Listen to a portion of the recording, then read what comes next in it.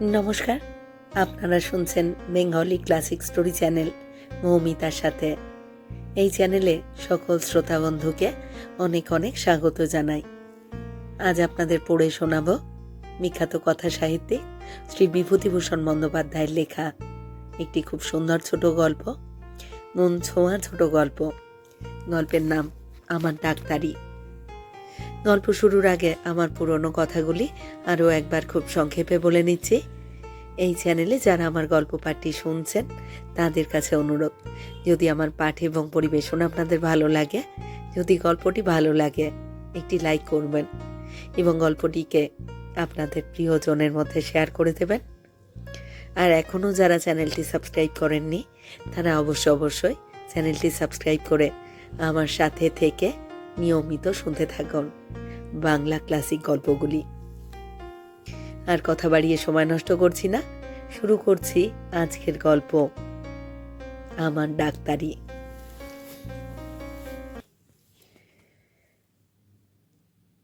আমাকে দত্তমশাই ডেকে বললেন, ও ডাক্তারবাবু, জল খেয়ে নিন একটু।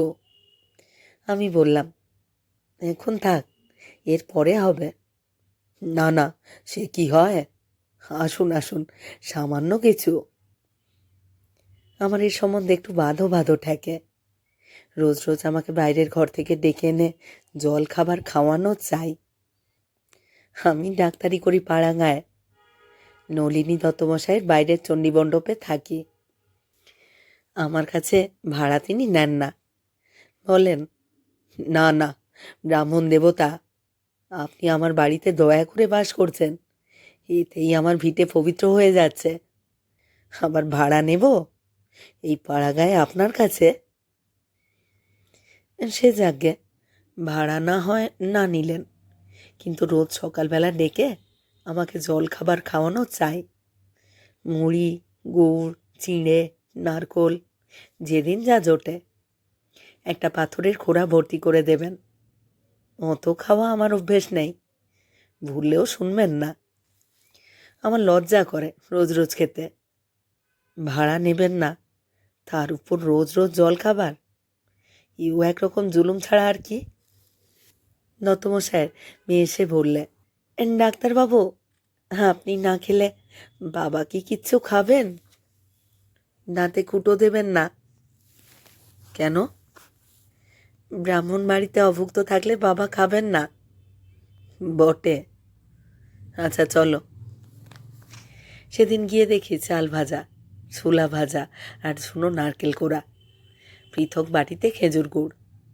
চায়ের ব্যবস্থা এদের বাড়িতে নেই, সে খেলে গৃহস্থ, চা খাওয়ার রেওয়াজ গোড়া থেকেই গড়ে ওঠেনি। আমি পাশ করা ডাক্তার নই, বাড়িতে বই দেখে হোমিওপ্যাথি শিখে আগে গ্রামেই ডাক্তারি করতাম, কিন্তু গ্রামের লোক পয়সা দিতে চায় না, ধার বাকি ফেলে আর শোধ করে না। তাই দেখে শুনে এই রঘুনাথপুরে এসে বসেছি, আজ প্রায় 3-4 মাস। আমাদের গ্রাম থেকে অনেক দূরে, 8-9 ক্রোশ। রেল নেই, হাঁটা পথেই আসতে হয়। এই গ্রামে এসে প্রথমে এক চাষি কৌবর্ত গৃহস্থ বাড়িতে দিন 15 ছিলাম। হঠাৎ একদিন সকালে নলিনী দত্তমশাই আমায় গিয়ে বললেন, প্রাত প্রণাম হই ডাক্তারবাবু, আপনার নিবাস কোথায়? আসুন আসুন, আপনার এই গ্রামে বাড়ি? আমার বাড়ির মালিক আমার সঙ্গে পরিচয় করিয়ে দিয়ে বললে, উনি এই গাঁয়ের একজন কর্তা ব্যক্তি লোক, ওর নাম নলিনী দত্ত। দত্তমশাই তাড়াতাড়ি বলে উঠলেন, না না না, কর্তা না হাতি, ওসব কিছু না। তা গিয়ে আপনার কাছে এসেছিলাম একটা অনুরোধ করতে। হ্যাঁ, কি বলুন না। আমার বাড়িতে দয়া করে আপনাকে থাকতে হবে, আমার বাইরের ঘর আছে, কোনো অসুবিধা হবে না। ভাড়া? ভাড়া কীরকম দিতে হবে? আপনার নিজের বাড়ি, ভাড়া দেবেন কাকে? চলুন দেখি জিনিসপত্র নিয়ে। ভারী অদ্ভুত লোক তো, কিছুতেই ছাড়লেন না। লোক পাঠিয়ে জিনিসপত্র নিয়ে গেলেন মুকুন্দদের বাড়ি থেকে। গত মাঘ মাসের কথা, সেই পর্যন্ত এখানেই আছি। আজ নলিনী দত্ত বাইরে এসে বললেন, এখন কোথাও যাবেন? না।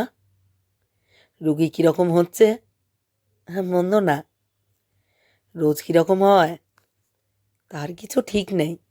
দৈনিক 2টো করে টাকা তো হওয়া চাই, তা এখনো হয়নি। ইয়ে, রাঁধবেন আজ একটু দেরিতে। আমি তখনই বুঝেছি কোনো কিছু একটা দিতে চাইছেন। রোজ রোজ নেওয়াটা ঠিক নয়, চক্ষু লজ্জায় বাঁধে না। কি একটা ওজর করব ভাবছি। এমন সময় দত্তমশাই বললেন, একটা বড় মাছ আজ নিজের বাগান পুকুর থেকে ধরতে বলেছি। রসিক সর্দার বলে আমার এক বাল্য বন্ধু, সেই নিয়ে আসবে। আপনাকে একটু মাছ দেব। ও, আচ্ছা, বেশ। আর কি বলি, রোজই এই রকম চলছে। দুপুরের পর হঠাৎ 4জন লোক এসে হাজির, হাতে পোঁটলা, কাঁধে ছাতি। দত্তমশাইয়ের কাছে খবর গেল। তিনি খেয়ে একটু শুয়েছিলেন, শুনে বাইরে এলেন। ওদের দেখে আনন্দে বিগলিত ও কৃতার্থ প্রায় হয়ে বিনীত সুরে হাত জোড় করে বললেন, আসুন আসুন, পরম সৌভাগ্য। ওরে ও দীপু, গা পা ধোবার জল দিয়ে যা। দীপু দত্তমশাইয়ের বিধবা মেয়ে, বাড়িতে অন্য মেয়ে মানুষ নেই। হাত মুখ ধোয়ার জল সেই নিয়ে এলো। দত্তমশাই বললেন, তাহলে আপনাদের আহারের জোগাড় করি। ওদের মধ্যে একজন বললেন, হ্যাঁ, তা হোক। আবার বিচারি দীপুকে অসময় আগত এই 4জন জোয়ান অতিথির জন্য রান্না করতে হয়। তাই কি ভাতে ভাত রান্না, তা হবার জন্যে দত্তমশাই বসে তদারক করবেন। অতিথিদের পান থেকে চুন না খসে। এরা নিয়ে এসে ভিজে কাপড়ে দাঁড়িয়ে রইল। দত্তমশাই ধবদুরস 4খানা ধুতি বের করে দিলে, তবে পড়লে। তারপর জলযোগ সেরে ওরা বসে যখন তামাক খাচ্ছে, তখন কৌতূহল আর চাপতে না পেরে জিজ্ঞেস করলাম, আপনাদের নিবাস? 2জন বললে, হাটগাছা। অন্য 2জনের বাড়ি অন্য এক গায়ে। বললাম, দত্তমশাই বুঝি আত্মীয়? একজন বললেন, না, আত্মীয় নন। পরে শুনলাম ওরা এখানে আসেন খাজনা আদায় করতে। বছরে 1বার বা 2বার আসেন এবং এখানেই ওঠেন। পার্শ্ববর্তী গ্রামে ওদের নিজের নিজের বিষয় সম্পত্তি আছে। প্রতিবার এসে 10-12 দিন থাকেন। খাজনা হঠাৎ তো আদায় হয় না। একজন প্রজার কাছে একবারের জায়গায় 10বার ছুটতে হয়, তবে তারা পয়সা বের করে। এবারও রইলেন প্রায় 10 দিন।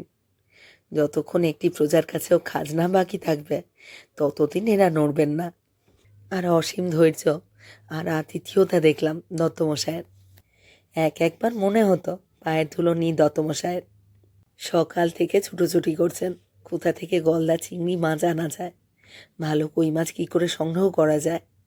অমুকের বাড়ি থেকে পটল আনছেন, অমুকের বাড়ি থেকে মানকচু আনছেন। সর্বদা চেষ্টা অতিথিদের কি করে খুশি করবেন, কি করে ভালো খাওয়াবেন।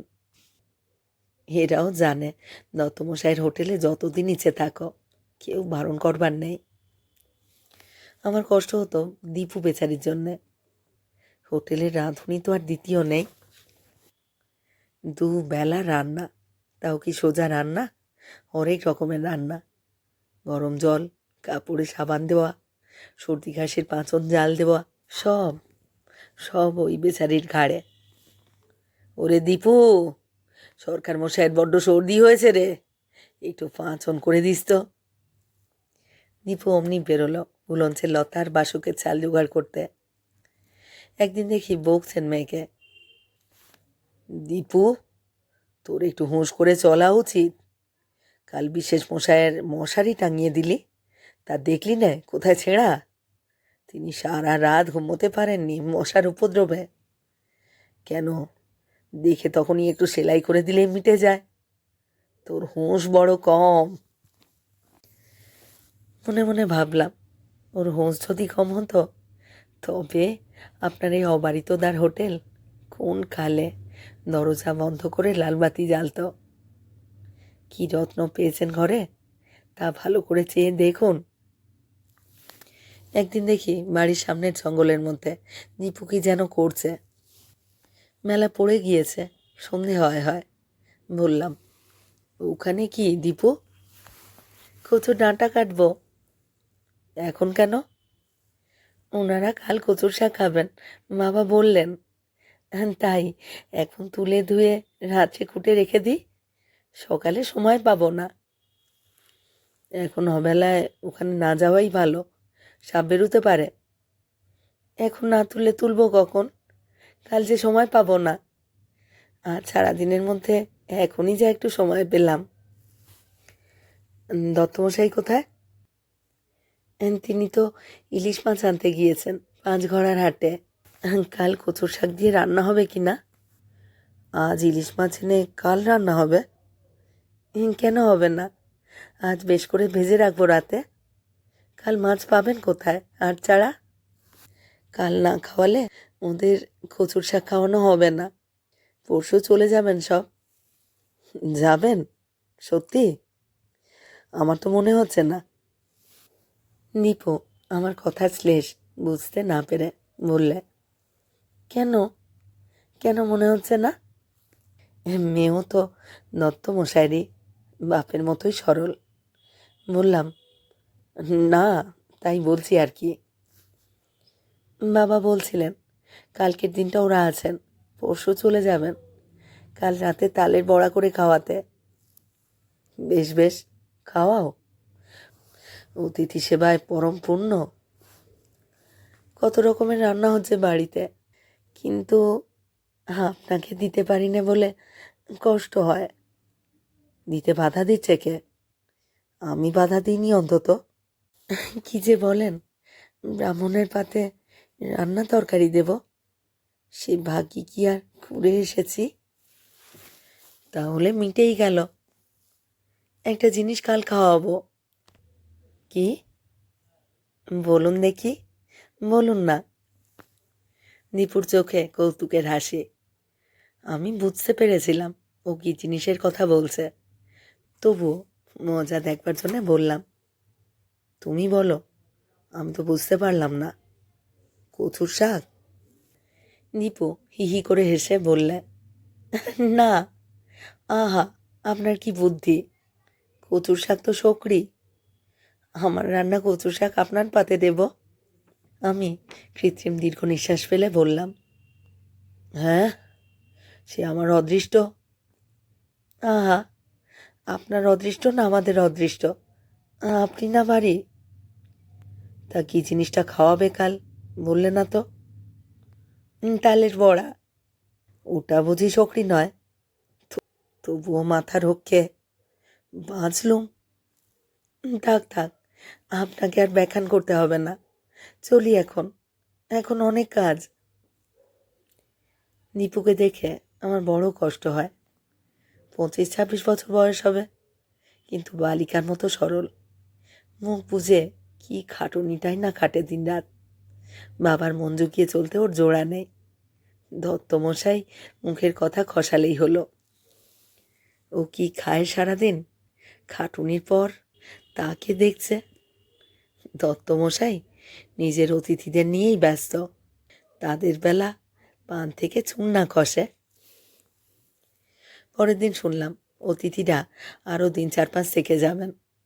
খবরটা পেলাম দত্তমশাইয়ের মেয়ের কাছ থেকেই। সে এসে বললে, আমার পাপ হবে না ডাক্তারবাবু? অবাক হয়ে বললাম, পাপ? কিসের পাপ? আপনার কাছে কথা দিয়ে কথা রাখতে পারলাম না, সেই জন্যে। কি কথা?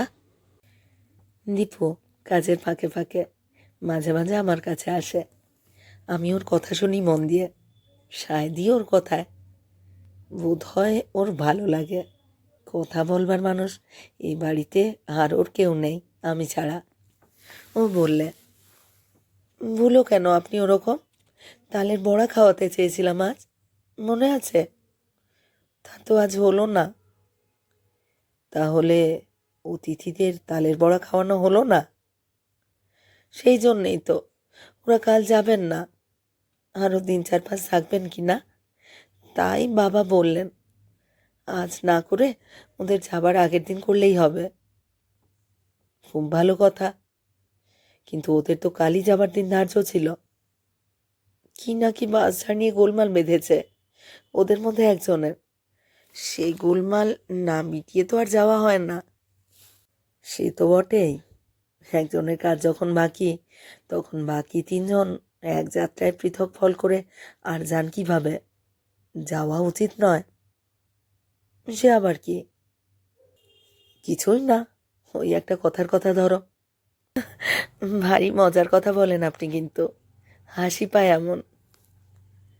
সে যাক, তাহলে তালের বড়া হচ্ছে কবে? সেই যেদিন যাবেন তার আগের দিন। তবে শুনুন, একটা কথা বলি, আপনার জন্যে ছোট্ট একটা তাল এনে রেখেছি। সেইটাই গোলা করে অল্প 4টি বড়া আপনাকে ভেজে দেব এখন সন্ধেবেলা। আমি ব্যস্ত হয়ে বললাম, না না দীপু, লক্ষ্মী, আমার কথা শোনো। আমার জন্যে আলাদা করে তোমাকে কিছু করতে হবে না। কেন করতে যাবে তা? আমি কিন্তু ওতে রাগ করব। না, করবে না। দীপু না দাঁড়িয়ে চলে গেল। ও কখন আসে কখন যায় বোঝা যায় না। না, এর সঙ্গে পারা যাবে না। আমার কোনো দরকার নেই তালের বড়ার। ও কি শুনবে কোনো কথা? যেমন বাবা তেমনি মেয়ে। অতিথিদের উপর ভারী রাগ হলো আমার। এসেছ নিজেদের খাজনা আদায় করতে, বিষয় আশয় দেখতে, তা পরের ঘাড়ে কেন রে বাপু? মানুষের একটা চক্ষু লজ্জা তো থাকা উচিত। বাবার মেয়েকে সরল আর ভালো মানুষ পেয়ে হতো অন্য জায়গা। এতদিন সেখানে বসে আজ পায়েস কাল রুই মাছ খেতে কেমন দেখতাম। অতিথিদের একজনের নাম জনার্দন সরকার। ধূর্ত দৃষ্টি চোখে, কুট বিষয়ী আর মামলাবাজ, দেখলেই বোঝা যায়। আমাকে বিকেলের দিকে ডেকে বললে, ও ডাক্তারবাবু, ডাক্তারবাবু। বলি, কি হচ্ছে? নীরস সুরে বললাম, কিছুই না, বসে আছি। তা এখানে রুগীপত্তর কেমন? মন্দ না। কতদিন আছেন এখানে? ভালো বিপদ, আমার গল্প করবার ইচ্ছে নেই ওর সঙ্গে। আছি না আছি সেই খোঁজে কি দরকার তোমার? তোমার গলা জড়িয়ে ধরে সেসব বর্ণনা করবার ইচ্ছেও আমার নেই। বললাম, কেন? কেন বলুন তো? না, সেবার এসে আপনাকে দেখিনি কি না, তাই। আপনারা ফি বছর আসেন বুঝি এখানে? তা আমরা আসছি আজ 10-11 বছর। নরসিংহপুরে আমার তালুক আছে। এই সময়টায় খাজনা আদায় করতে আসি। আমরা কজনই আসি, সকলেরই বিষয় আছে পাশাপাশি মৌজায়। এসে দত্তমশাইয়ের বাড়িতে উঠি। উনি স্বজাতি আর বড় ভালো লোক। আর কোথায় যাই বলুন? তা তো বটেই, কোথায় আর যাবেন? আজকাল কেউ কাউকে জায়গা দেয় না। সন্ধ্যা উত্তীর্ণ হয়ে গিয়েছে। আমি ঘরের দাওয়ায় বসে ভাবছি এইবার রান্নার আয়োজন করা যাক। এমন সময় দীপু হাসি মুখে দাওয়ায় উঠে একটা পাথরের বাটি আমার সামনে রেখে বললে, এই নিন ডাক্তারবাবু, এই নিন। আলো জ্বালেননি? বললাম, না, এই ভাত রান্না করবো ভাবছি এক্ষুনি, এবার জ্বালবো। এতে কি? বলে বাটিটা হাতে তুলে নিয়ে দেখি তালের বড়া, সদ্য ভাজা, গরম। আমি কিছু বলবার আগে ও বললে, ব্রাহ্মণকে কথা দিয়েছিলাম খাওয়াবো, তাই ছোট্ট একটা তালের গোলা করে আপনার জন্যে গোটা কতক ভেজে এনেছি। গন্ডা 10-12, সব শুদ্ধ। আমি যাই, রান্না বান্না সব পড়ে রয়েছে। শোনো দীপু, যেও না, আমার আলুটা জেলে দিয়ে যাও। তো কুঁড়ে কেন? কই, কোথায় দেশলাই দেখি? আচ্ছা, কেন তুমি আমার জন্য তালের বড়া করতে গেলে? আর কারোর জন্যে না? না না, শুধু আপনার জন্যে। আমার কাছে বলবেন না, কেউ জানেন না, সব লুকিয়ে ফেলেছি, তালের খোসা তালের গোলা সব। চললাম, কেউ যেন না জানে। নিপু চলে গেল। ওর তালের বড়ার বাটি আমার সামনে পড়ে রইল। জোনাকি জলা অন্ধকারে কোথায় কি নৈশ পুষ্প তার সুবাস বেরুচ্ছে। স্তব্ধ হয়ে বসে রইলুম। দীপুর মনের ভেতরটা আমি এই নির্জন আধার সন্ধ্যায় বসে স্পষ্ট দেখতে পেলাম। ওর মুখের হাসিতে তা ধরা দিয়েছে। ওর মন আমি বুঝতে পেরেছি। ও নিজে হয়তো বোঝেনি।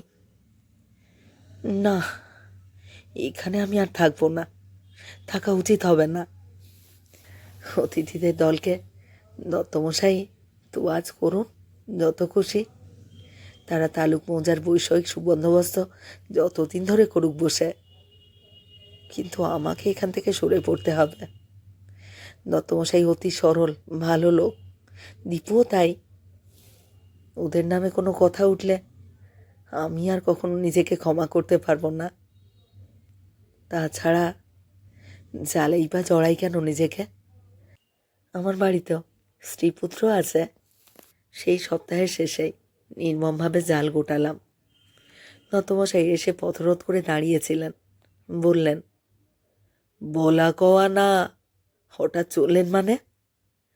ডাক্তারবাবু, কি অপরাধ হলো আমার? কোনো লম্বা কৈফিয়ত দেবার আবশ্যক বিবেচনা করিনি। ডাক্তারি ভালো চলছে না, রুগীপত্র সুবিধা হচ্ছে না। দীপু যাবার আগের দিন সন্ধেবেলা এলো। বললে, আপনি নাকি চলে যাচ্ছেন ডাক্তারবাবু? সত্যি? হ্যাঁ। কেন? কেন যাবেন? চলছে না। কেন? বেশ তো রুগী আসে।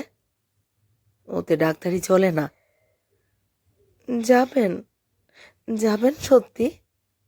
হুম। দীপু কেঁদে ফেললে। চোখের জলে ভিজে আমার পায়ের ধুলো নিয়ে চলে গেল। আমি চলে যাবার সময় দত্তমশাইয়ের ডাকাডাকি সত্ত্বেও সে আমার সঙ্গে আর দেখা করেনি। 7 মাস পরে দত্তমশাইয়ের এক চিঠি পেলাম। দীপুর খুব অসুখ, আমি যেন একবার দেখতে যাই। ইতিমধ্যে আমাদের গ্রামে ডাক্তারখানা খুলে বসেছি। 2-1 দিন যেতে দেরি হলো। গিয়ে দেখি দীপু বিছানার সঙ্গে মিশে গিয়েছে। আগেকার স্বাস্থ্যবতী সুন্দরী দীপুকে আর চেনা যায় না। আমায় দেখে দীপুর রোগশীর্ণ মুখখানা উজ্জ্বল হয়ে উঠল। বিছানার পাশে ওর হাত দুটি ধরে বললাম, কি হয়েছে দীপু? দেখি দেখি হাত। ও বললে, কিছু হয়নি। তবে এমন চেহারা হয়েছে কি করে? দাঁড়াও দেখি। দত্তমশাই বোধ হয় অতিথির জন্য চা ও খাবারের জোগাড় করতে বাইরে গেলেন। আমি ওর হাত দেখলাম। জ্বর হয়েছে নাড়িতে, পুরনো ম্যালেরিয়ার জ্বর। ভালো চিকিৎসা হয়নি। সংসারের খাটুনি একদিনের জন্যও কামাই যায়নি। অতিথি তো লেগেই আছে। অনুমানে বুঝলাম সব। শরীর ওরা একেবারে ভেঙে গিয়েছে। দীপু আমার দিকে তাকিয়ে বললে, কীরকম দেখলেন? ভালো, সেরে যাবে। গোটা কতক ইঞ্জেকশন নিয়মিত দিলেই হবে। শক্ত অসুখ কিছু না। একটা কথা বলবো? কি? আপনি এসে আমাদের বাড়ি আবার থাকুন না কেন ডাক্তারবাবু? আচ্ছা আচ্ছা, সে হবে কোনো। দাঁড়াও, একটা ইঞ্জেকশন দিতে হবে এখনই। দেবেন এখন? আপনি আসবেন বলুন, সত্যি বলুন। দীপুকে বাঁচাতে পারিনি। শেষ পর্যন্ত রানাঘাট মিশন হাসপাতালে আমি আর দত্তমশাই ওকে নিয়ে গেলাম। শেষ দিন আমার হাত ধরে বলেছিল, ডাক্তারবাবু, আমি সেরে উঠলে আমাদের বাড়ি এসে থাকবেন সত্যি? অনেক রুগী হবে এবার।